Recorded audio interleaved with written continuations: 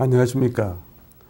지난번에 제가 그 역사교과서 국정화 반대 이유 방송에 나간 뒤에 주위 분들한테 당신 좌파 아니냐 하고 뭐 그런 농담 비슷한 얘기를 많이 들었습니다만은 저는 결코 그 좌파가 될 수 없는 그런 환경 속에서 컸습니다. 지난 3일 그 국정화 확정 고시가 되었죠. 그래서 박근혜 정부에서는 아마 이거 국정화는 그대로 기정사실로 밀고 나갈 것 같습니다. 야당 의원들이 동원을 해서 이제 여러 가지 그 밀린 일들을 처리하지만은 앞으로도 계속 이 국정화 문제는 논란이 뜨거울 것 같습니다. 제가 국정화 반대를 하는 가장 큰 이유는 이 국정화 가지고 이 문제가 해결될 것이 아니다. 즉 다시 말씀을 드리면은 지금 현재 문제가 되고 있는 부분이 근현대사 부분입니다. 그래서 근현대사 부분을 이렇게 바로 다른 방법으로 바로 잡아 놓아야 되는데 국정화 한다고 해서 다음번에 정권이 바뀌면 역시 아무런 소용이 없게 됩니다. 그래서 제가 그 말씀드리고 싶은 요지는 이 국정화가 능사가 아니다라는 말씀을 드리고 싶습니다. 제가 군대 생활할 때에 일군 사령부에 그 당시에 미 군사 고문단이 있었습니다.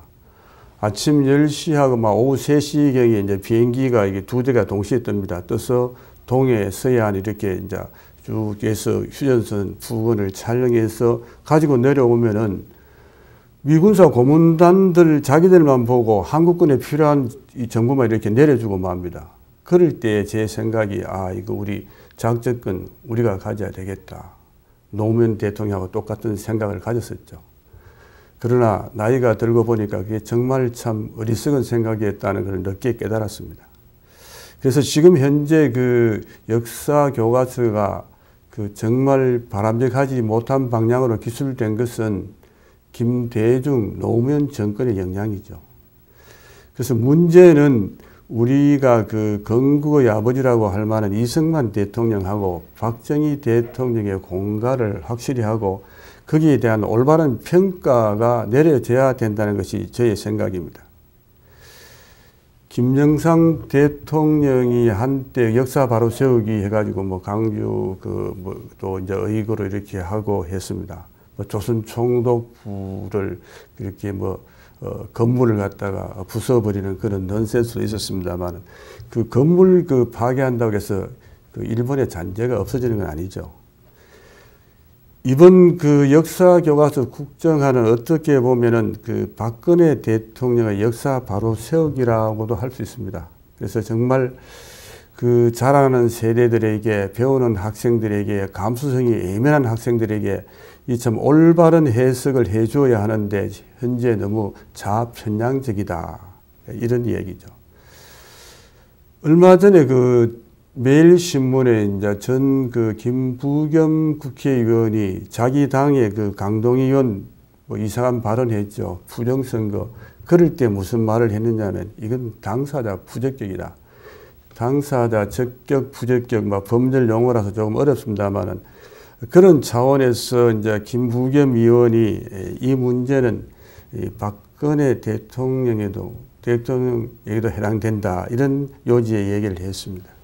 그래서 사실은 이 우리 그 근현대사가 정말 자랑스러운 그 역사임에도 불구하고 이것이 마치 있어서는 안 될 그런 역사처럼 좌파에서는 이렇게 편향된 시각으로 바라봅니다.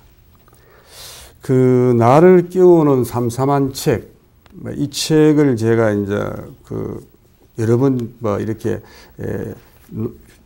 여러분들이 보여줍니다만 정말 그 자유민주주의가 어떤 것인가 하는 것을 일깨우는 좋은 책입니다. 여기에 역사 바로 세우기라는 그런 이제 한 파트가 있습니다. 그래서 보면은 그 건국과 부국, 김영일점 해서 이 건물짓과 목수들의 스토리 이런 게 나옵니다. 집 짓기는 정말 어렵지만 부수기는 쉽다. 또 그 당시에 살아보지 않는 사람들이 이러쿵저러쿵 할 얘기들은 상당히 많다 이런 이야기입니다. 그래서 우리나라가 또 이제 그 외에도 여러분들이 책의 그 내용을 한번 소개를 간단히 한번 드리겠습니다.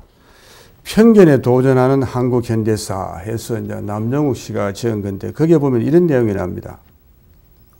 대한민국은 자유시장 경제 선택이라는 첫 번째 허들을, 그리고 산업화의 두 번째 허들을, 그리고 마지막으로 민주화라는 세 번째 허들을 넘어 여기까지 왔다.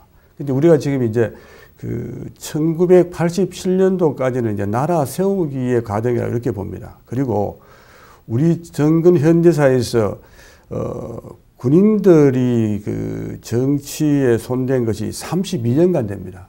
그럼 왜 그런 군인들이 그 당시에 이렇게 우리 그 정치 속에 들어왔느냐 하면은 그 당시에 군인 그 집단이 가장 합리적이고 어떻게 보면 좀 앞선 집단이었습니다. 그래서 어떻게 보면 필연적으로 그렇게 될 수밖에 없는 그런 과정이기도 합니다.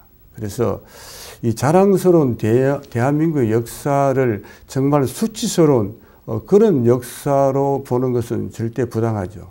그래서 이런 5분의 이 참 국정화가 아니고 다른 방법으로 역사 바로 세우기를 했으면 참 좋았을 것이다라는 생각을 가지고 있습니다.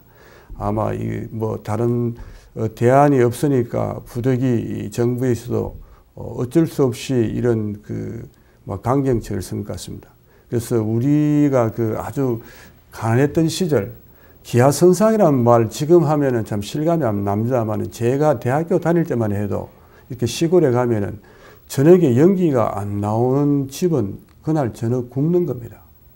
그런 집이 이 동네에 가면은 띄엄띄엄 이렇게 있었습니다.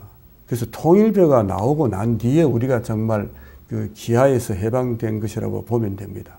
그 어려운 시절이 없었더라면 그 우리가 그 정말 무엇이 정말 그 올바른 것인지 알 수 없는 그런 상황입니다. 그래서 그 당시를 살아보지 않는 혹은 체험해보지 않는 뭐 386 그 이후의 세대들이 할까요? 이런 분들이 그 역사를 함부로 자기들 멋대로 이렇게 해석하는 것은 용납될 수 없는 일입니다.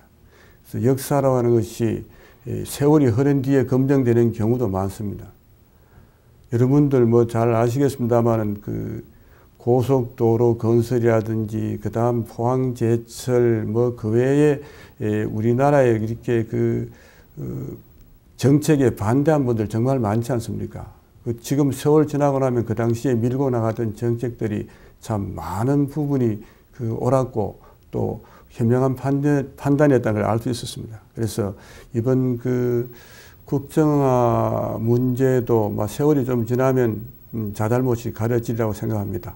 오늘은 여기까지 하겠습니다. 안녕히 계십시오.